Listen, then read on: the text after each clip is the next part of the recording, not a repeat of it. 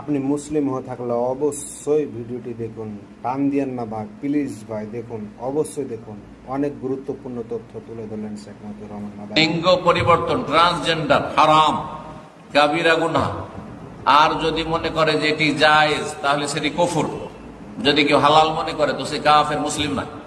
হ্যাঁ, পুরুষ নারী হয়ে গেল, নারী পুরুষ হয়ে গেল, সে মুসলিম নয়।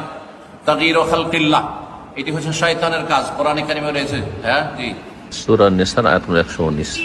যে শয়তান মানব জাতিকে জাহান্নামে নিয়ে যায় বিভিন্ন ওয়াসওয়াসা, কুমন্ত্রণা এবং পাপে প্ররোচিত করে। তার একটি হচ্ছে ফালা ইউগাইরুনা খালকাল্লাহ, আল্লাহর সৃষ্টিতে পরিবর্তন ঘটানো।